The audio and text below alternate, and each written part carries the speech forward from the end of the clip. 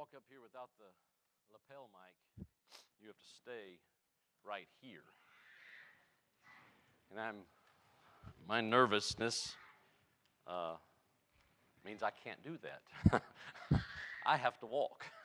So I get nervous, I walk, do a little pacing so I won't be right here. So I had to make sure I had the lapel mic. Because this left hand right now is very cold and clammy. And I think if a medical person took my vitals, they would probably say, you need to sit down because I think you're going to pass out. So before we do that, let's get started so that doesn't happen. Hebrews 3 and verse 13. So we're sticking with our theme of one another. And verse 13 has the one another passage. We'll read verse 12. We'll start by reading verse 12 before we get there. And verse 12 says, take care, brethren, that there not be. You'll see verse 13, most of your translations probably start with a conjunction, I think it's a but. So it's kind of a not, but sentence structure. So 12 says we're not supposed to engage in something. And verse 13 says, but rather engage in this, right? So kind of a not, but sentence structure. So verse 12 says, not, so that there not be in any of you an evil, unbelieving heart that falls away from the living God. Wow, so who's on board? Sorry, what are you thinking? You don't want to have an evil, unbelieving heart. So, I don't want to show of hands, please don't show my hands, but is anybody here today have an evil, unbelieving heart? I would doubt that. I would doubt that you're in the audience here today, right? I don't know, maybe I'm naive. I would doubt there would be any of you saying, yeah, but I'm getting close. I don't think so. Maybe somebody would. I don't think so. So,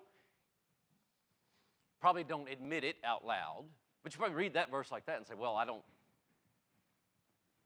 need the next verse because I don't really fall in this category. So if it's a not but sentence structure and I'm not in this category, I don't have a perfect heart. I don't have a perfect heart, but I think I'm a long way from describing myself as having an evil, unbelieving heart.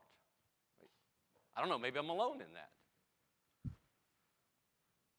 So we tend to think, well, this is probably written for someone else. Someone else maybe has on the verge of evil, unbelieving heart. And so this whole lesson that he's got this morning probably doesn't pertain to me. You, maybe.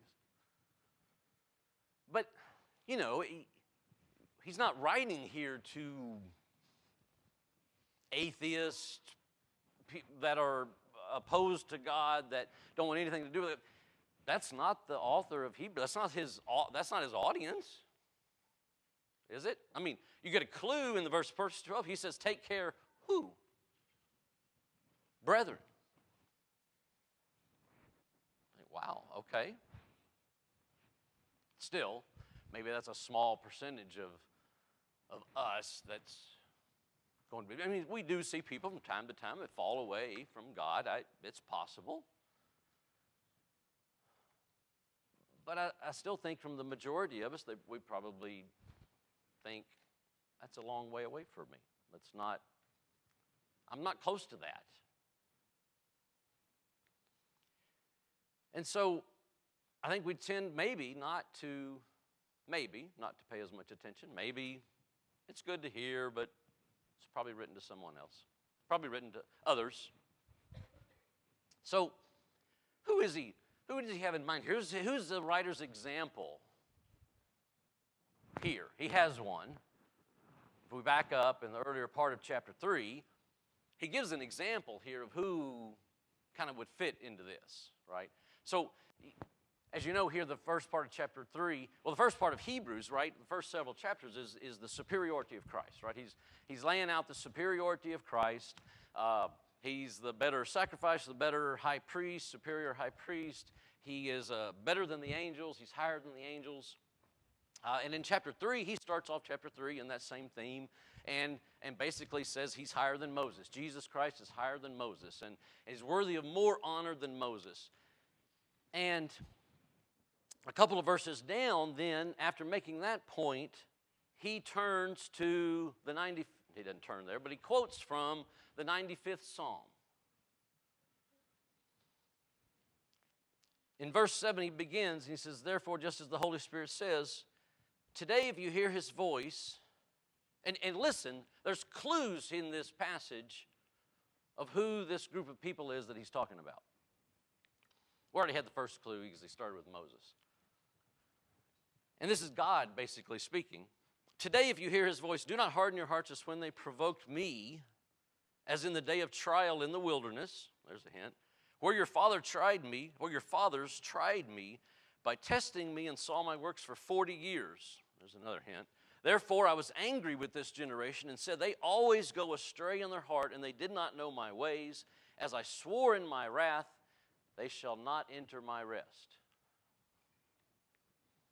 And that leads us right into verse 12. That's how he ends it. So he ends it from the 95th Psalm. It's God speaking, who he's talking about, right? He's talking about the Israelites coming out of Egypt. And if you don't believe me, you can read the last half of chapter 3, and he actually basically answers that. And so he's comparing then, and when he starts 12, an evil, unbelieving heart that falls away from the living God. He's talking about the Israelites as an example of that. One example of that is the Israelites. Those aren't atheists. Those aren't people that have nothing to do with God. Those are people that have Abraham, right? That looked to their father Abraham, had the faith of Abraham, that had watched Moses and brought them out of Egypt with miracle after miracle after miracle after miracle after miracle, and they just kept coming, and then they crossed the sea, and they kept coming, and they get in the wilderness, and the miracles keep coming, and the miracles keep coming. These people had come from a history of people with faith, a long family history of faithfulness. And God says, they shall not enter my rest. In the context, that was Canaan. But it's also, we have another rest that we're trying to look forward to. So the Israelites are as an example here that ended up having this evil, unbelieving heart.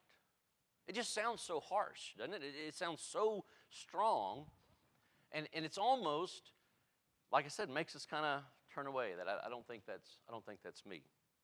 And so if you haven't figured it out yet, right, it is us. Right? It is us. The audience is us. The audience is me. The audience is you. And we're not that far away. And I think maybe we can help make the point if we turn the verses around. Let's read verse 13 and then read verse 12 and see if you can pick up maybe a progression. Verse 13 says, encourage one another. There's our theme. Encourage one another day after day, as long as it's still called today, so that none of you will be hardened by the deceitfulness of sin.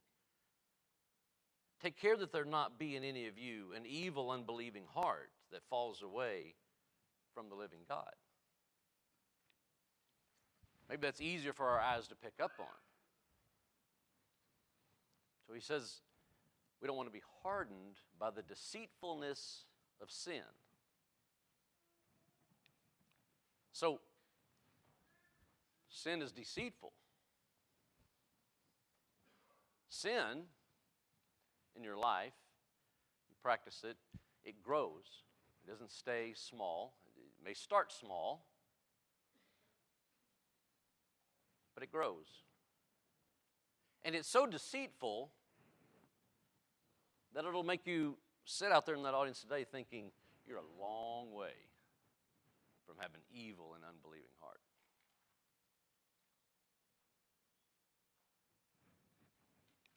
So, what's the antidote? Antidote is the very first part of verse 13, right? The antidote to all of that, to that progression, where we start with a sin, with that deceitfulness of sin, we deceive ourselves, and then it grows to our heart being hardened, which is just a small step away from having an evil and unbelieving heart, which is just a small step away from falling away from the living God. There's an antidote. He says, don't do that. Do this, and don't start all that. What is the antidote? Encourage or exhort. I think some passages use exhort. Encourage or exhort one another day after day.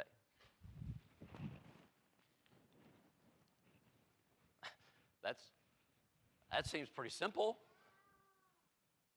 That doesn't seem that hard, right? We encourage one another. We got to recognize, as our theme is talked all year long, that we're in this together. Yes, we're not going to stand. No, we're not going to stand before the judgment seat of Christ with our brethren. That's not what I'm saying. But we're in this together to help each other. We're in this together to keep being deceived by sin. I mean, the very context is we have to encourage one another. We got to encourage one another to keep from being deceived by sin. Because we all fall into that trap. Right? We all fall into that trap. The deceitfulness of sin is, you look on it and it's I don't have a word for it. I can't think of a word for it. It's easier to maybe talk about some examples. Right? How is sin deceitful? So, one thing is pleasurable, right? Learn from later on in Hebrews, talking about Moses in Hebrews chapter 11. What did he give up? The pleasures of sin, right? Give up the passing pleasures of sin. Sin's pleasurable, and there's an element of that that's deceiving. How can something I enjoy be wrong? There's an element of deception in that. But it's deceiving because we don't think about ourselves as sinful people.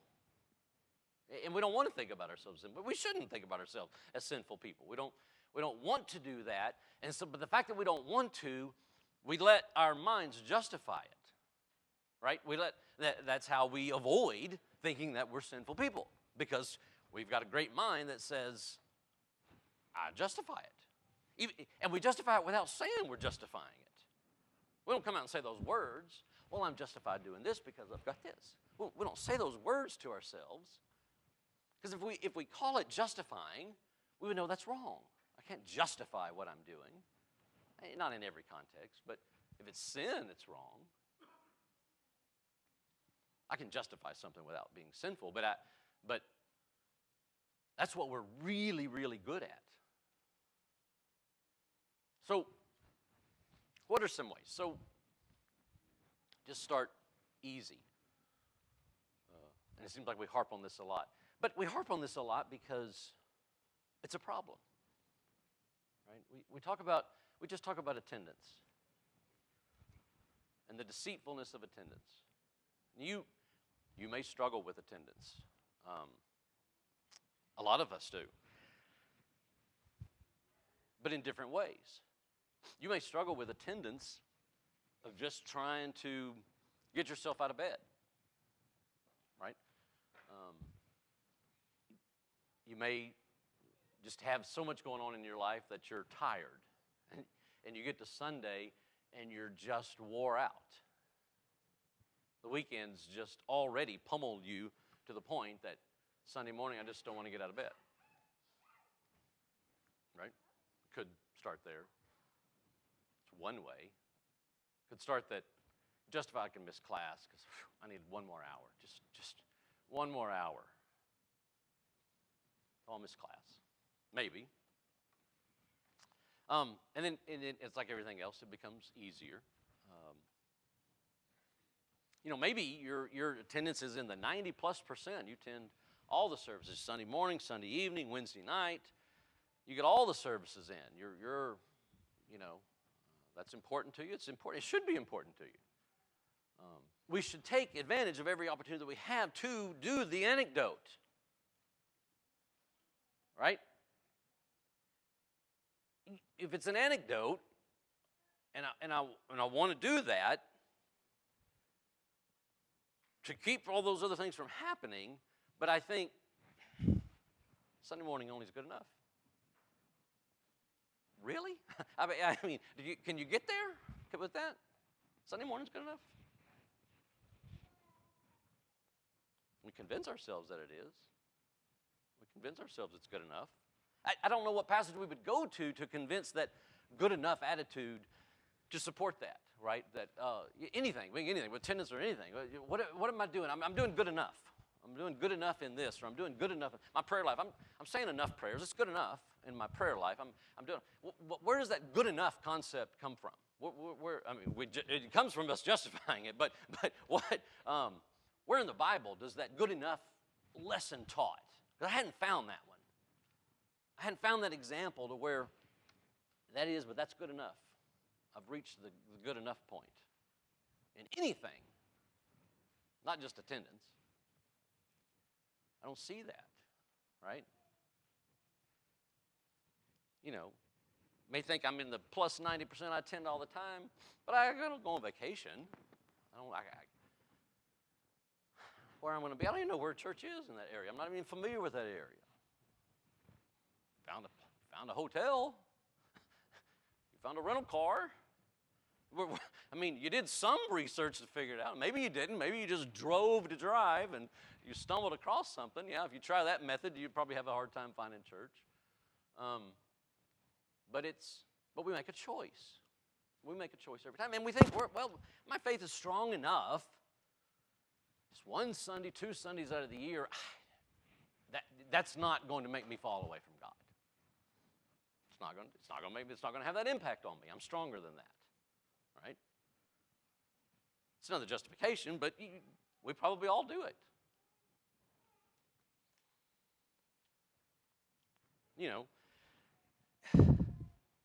We talk about a lot of things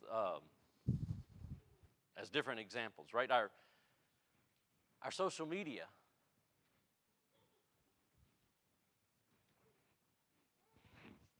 We try to be nice.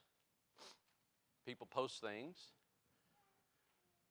Maybe they're friends of our brethren. Maybe they're just friends we have in the world. We want to be nice, so we like their picture. Whatever it is, whatever activity they're in, they post it. We had a like because that's the polite thing to do, right? If you like it, it's a polite thing. Do you ever stop and think that maybe the like is kind of an endorsement of whatever it is that they're doing? Maybe it could be construed that way by others. That the like is, I like it and I'm endorsing it. Something to think about. I think it should be thinking about it. If you don't think about it, if you think you're just being nice and kind and hitting like, I think you need to rethink that a little bit. Look at it. Whatever the activity is, maybe the way they're dressed, their lack of modesty, maybe they have a glass of wine on the table. Maybe there's other things going on. Maybe the activity has nothing sinful in it at all, but they've missed church to participate in that activity. If you like it, give them a boost in their, or are you going to be encouraging? Are you going to help them not see the deceitfulness, the possible deceitfulness of sin? Not apply that to themselves.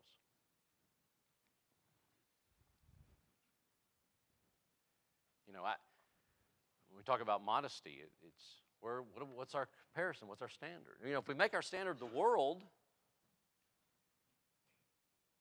well, that's not so hard to be modest then. I can be more modest than the world. As long as I'm more modest than the world, more modest than that person, all these people of the world, then I must be modest. Again, the standard, which standard are you using? The deceitfulness of sin. How does it start? How does it get its inroad? Devil doesn't come before us with his pitchfork and horns and say, let's go do this. We're all going to say no. We do the things we like, do the things I want to do. And we always talk about those are sins of commission, right? We commit. There's some very sobering passages throughout the whole New Testament. One of them, is Matthew 7:21-23, and that's always I quote is one of the most sobering passages you can read. And it has to do with doing good works. I'm doing good works, but Christ says, Jesus said, I never knew you. Never knew you. Very sobering passage. There's another one in James chapter 4 and verse 17. That's the only other passage we're going to turn to this morning. James chapter 4 and verse 17. And it says, therefore, to one who knows the right thing to do and does not do it, to him it is sin. Omission. Right? I don't know that we talk about this one near as much. Omission. What are we not doing? James is very clear that that's sin.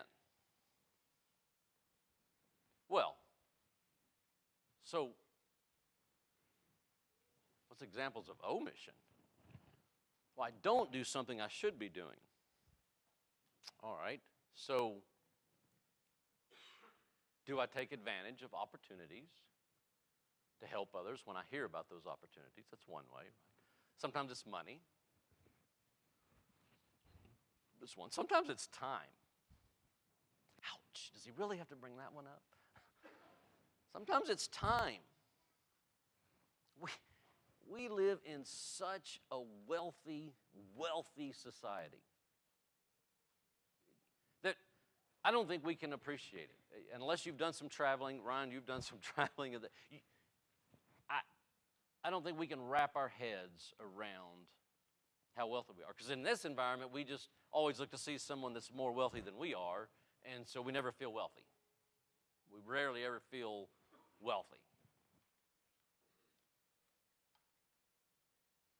But one sign of that wealth is we book ourselves up. We don't have to spend sun up from sundown in the field working and raising a crop that we can use to sell and to feed our family. And I can tell you, those people, their schedules were probably not all that booked other than work and being in the field. So we don't have to do that. We take all of our free time and book it up, don't we? Where we can't hardly turn around, and I'm as guilty as anybody else. Don't get me wrong. I'm not preaching here. I'm preaching right back at myself. We fill our whole schedule up. And then there's an opportunity to get together with the brethren. Nope, can't do that. Already booked. And I've turned people down, right? I try not to, but we've turned people down if you had other things going on. I'm not saying that's a sin in and of itself to not together. But if you never do, you're so booked that you never accept an invitation to go anywhere or do anything with anybody of your brethren. Well, and you've got it. I have plans. And you're not lying. You have plans.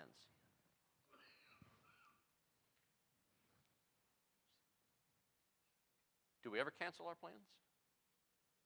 Because something's more important than something else? We all do. I mean, I've got a vacation scheduled in December with the whole family, grandkids, we're going. Plane tickets have been bought, car's been reserved, we're We're going. It's important to me. I can tell you, if you invite me out on game night for the Saturday that I'm leaving, I'm not changing my plans to attend your game night. I'm not going to do it.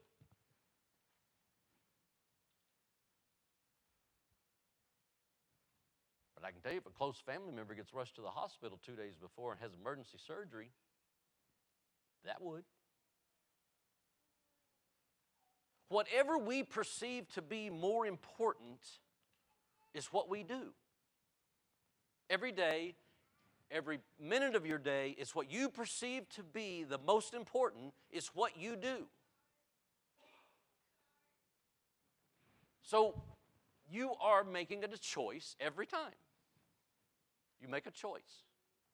And we end up doing what we think is most important. Sometimes honoring a previous commitment is the most important. I'm not saying that. I'm not saying you have to cancel your plans every single time. But I'm saying when you do get a choice, you are choosing what's most important to you. And that's what you do.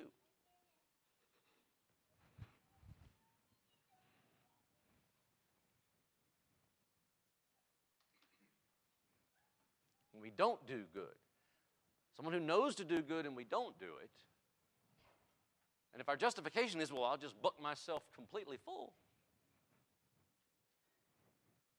can't do it. Got other plans. Already made a commitment. Got to do it. Can't do it. We do what's most important. And I just want us all to be aware. And I'm not calling it all sinful at all. I'm just asking you to think about it. You're making a choice. You're making a choice to what's most important.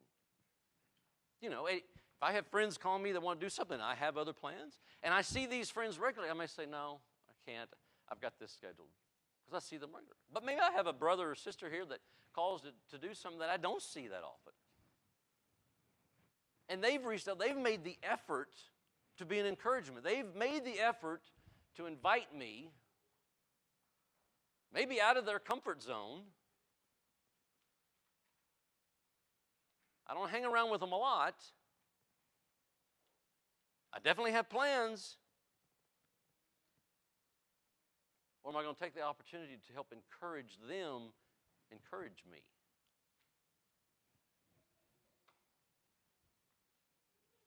Something to think about. Something to think about.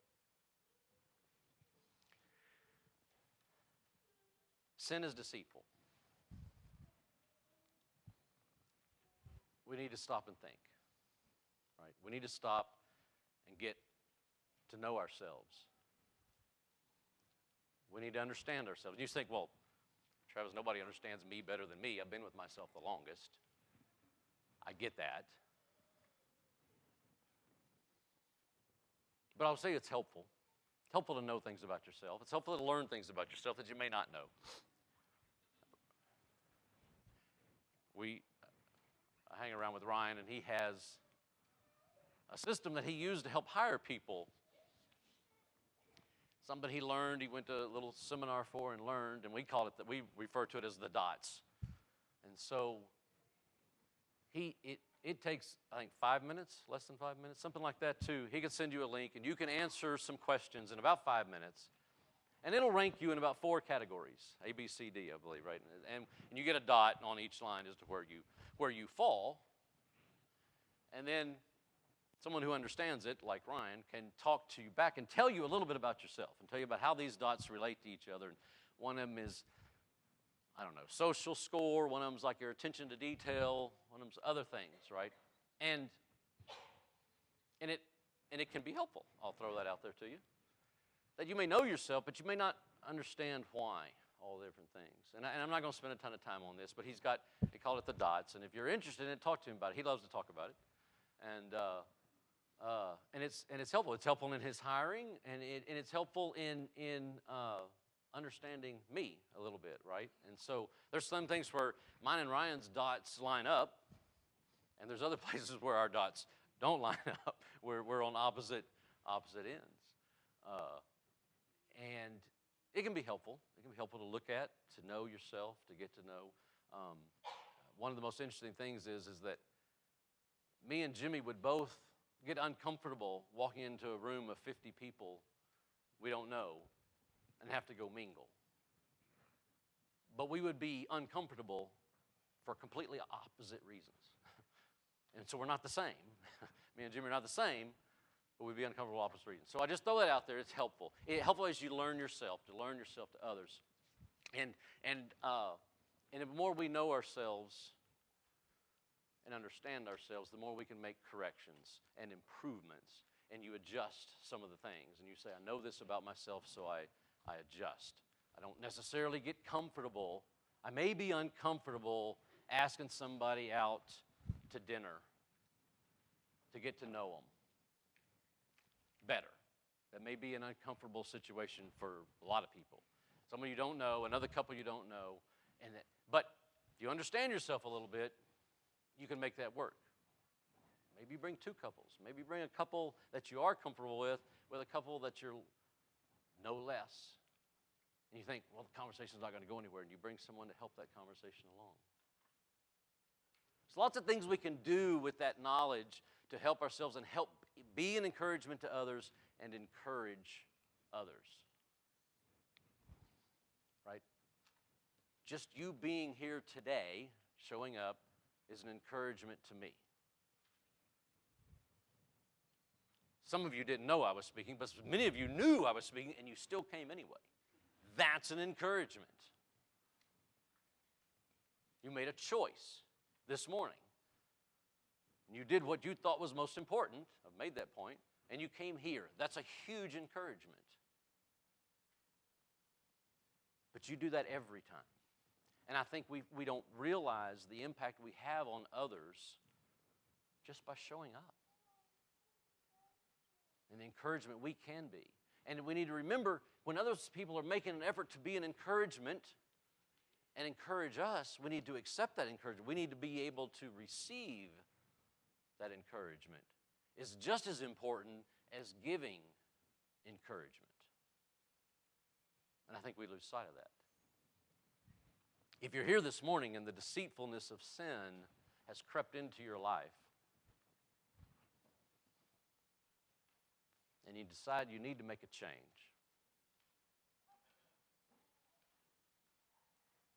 you can come forward. You don't have to. If it's not in a public way and you just need to make a change, you can pray to God and make a change. If you've sinned in some public way and you need to come forward and ask for the prayers of the congregation. If you're here today and you've never obeyed the gospel,